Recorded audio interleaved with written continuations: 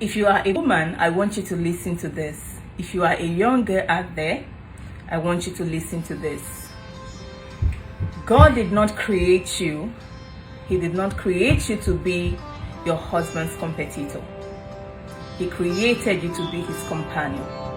God did not create you to be your husband's greatest nightmare. He did not create you to be your husband's greatest trouble. He created you to be his peace of mind. He created you to be that woman who will be there for him. He created you to be that woman who is answerable to him. He created you to be that woman who is answerable to him. That is why you see that when you get married, you are the one who changes your name to your husband's name. Why don't you think it's the other way around? As a woman, you were expected to be submissive to your husband no matter what. It is a commandment. No matter what. That is the reason why your name is being changed to the man's name. And the man, why don't you think the man is supposed to take your last name? Why don't you think the man is supposed to answer your father's name?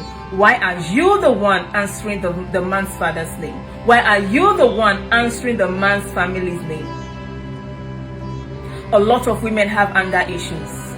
Now you might ask, why is it that everybody's talking about a woman? Why not talk about a man? Let me tell you, right from the very beginning of God's creation, a woman, the very first man God created, a woman was the same person who deceived the man.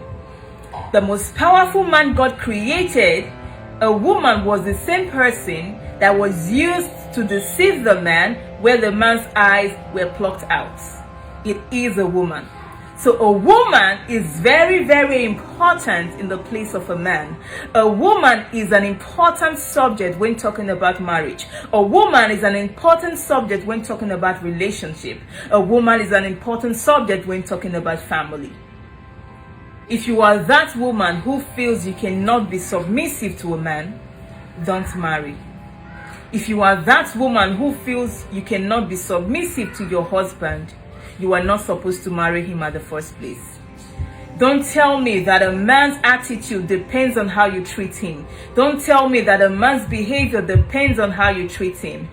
God did not create you as a woman to be his trouble. God did not create you as a woman to be his problems. Some women today are the greatest problem the man has. Women today are the greatest trouble their husband has.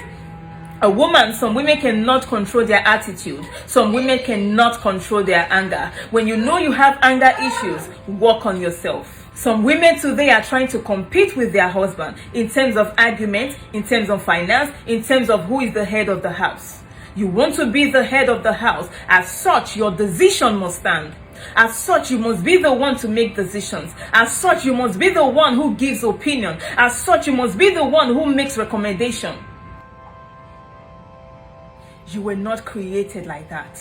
You were not created to be his competitor, but his companion. You were created to complete the man. Now, let me tell you why you are comparing your husband with that other person. If you had married that man, you wouldn't have been able to manage that man you are comparing your husband with. A woman is an important subject to talk about in marriage.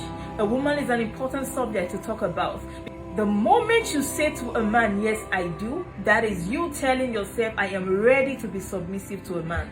You cannot be a man's competitor. You cannot be a man's competitor. You cannot be a man's competitor. I've said it 3 times. You can't be a man's competitor. For the 4th time, when you want to raise shoulder with your husband, it makes the man start seeing you as someone who is not ready for life. When you want to be competing with your husband, it makes him start seeing you as a woman who is not ready for life. God created the woman to be a husband's helpmate.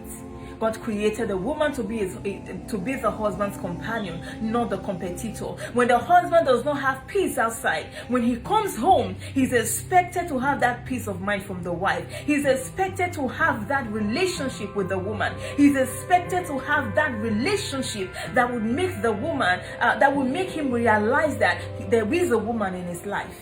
But when you are a tigress who cannot let your husband rest, who cannot let him relax, who does not give him peace of mind, it becomes a problem.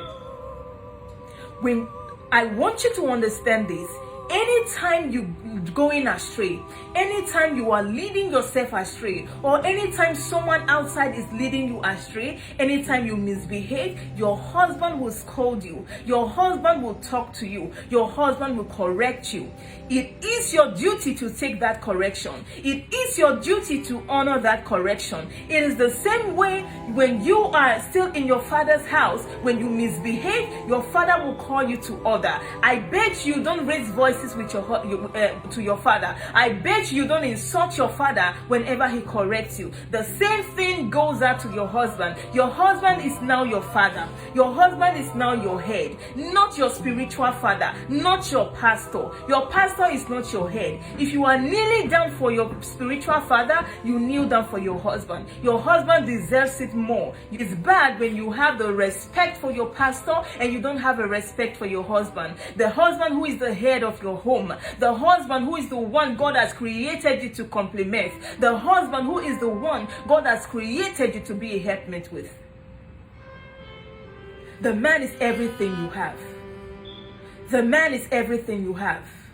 So when you spend all the time and years in crying and praying, soaking your pillow with tears, God give me a husband. When the man finally comes, some of you are not able to manage this man because of the attitude. Some of you are not able to manage this man because of the troubles. There are some men that would have become monster today, but because of the kind of women they got married to, the woman has been able to penetrate through them. The woman knows the weakest point to hold. The woman knows how to make them be comfortable. And you see the man turning to be the best husband that he can ever have. But when you are insulting a man, the man will not have respect for you. When you are insulting your husband, the love will die down. When you are insulting him, the man will be seeing you as his threat. When you are calling him all sort of names, the man will be seeing you as his greatest nightmare, as the worst mistake that has ever happened to his life. A woman was not created to be a man's competitor. A woman was created to be a man's companion. If you are that kind of a woman who is raising shoulders with your husband, who is always telling the man what a man can do, a woman can do better, in the place of a husband, you cannot do better than your husband. You cannot be the one to make the decisions in the house. You cannot be the one who wants to be the one to make decisions. You cannot be the head of the house. That is not how God has created you. God created you to be the helper to a man, to be a helpmate to a man, to be the man, to be the woman who completes a man. Ask yourself again, why is it that when I get married, my husband is not bearing my father's name? And that is how God has designed it to be. That is why you are the one who takes your husband's last name. Examine yourself, retrace your footsteps, and be on the right track. My name is Angela. Please follow me on Facebook and Instagram. And I hope you are able to listen to this message and apply it in your home. Have a blessed day.